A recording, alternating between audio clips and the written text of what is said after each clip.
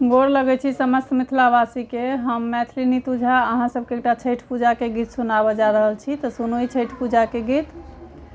आठहि काठ के कोठरिया दीनानाथ रूपे छानि लागल केवाड़।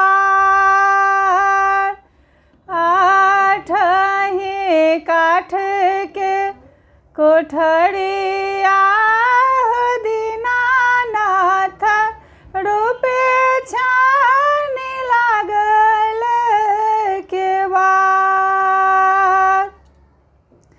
ताहि ऊपर चढ़ी सुतल दीनानाथ बाझिन के मार धेन ठाढ़। ताहि ऊपर चढ़ी सुतल दीनानाथ बाझिन के मार धेन ठाढ़।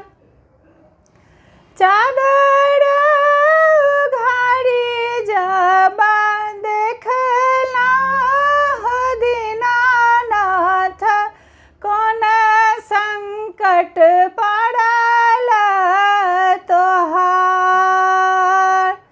चादर घारी जब देखलहुँ दीनानाथ कोन संकट पड़ल तोहार।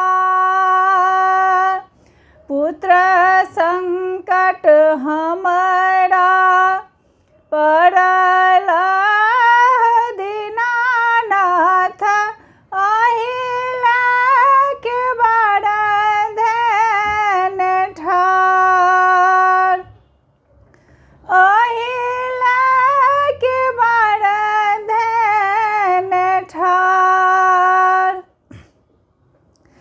चादर घारी जब देखलहुँ दीनानाथ कोन संकट पड़ल तोहार। कोन संकट पड़ल तोहार।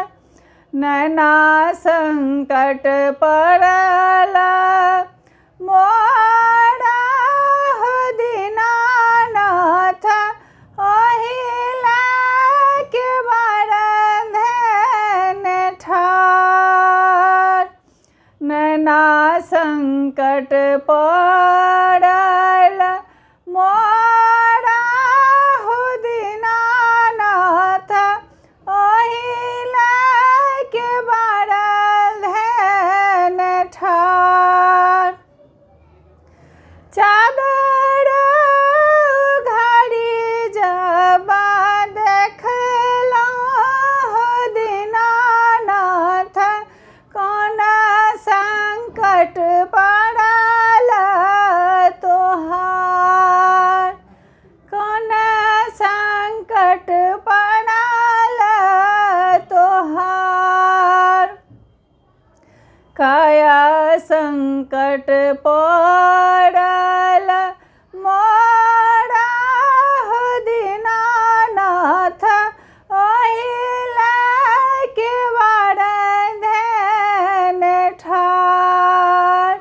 अहिला के बड़ धेन ठाढ़।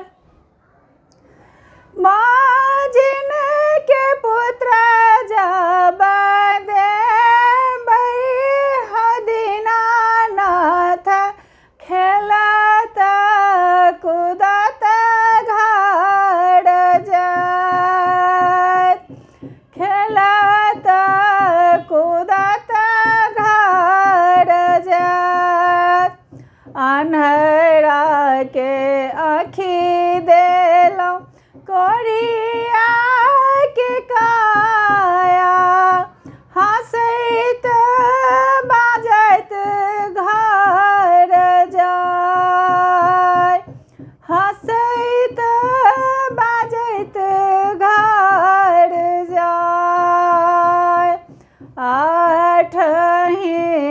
काठ के कोठरी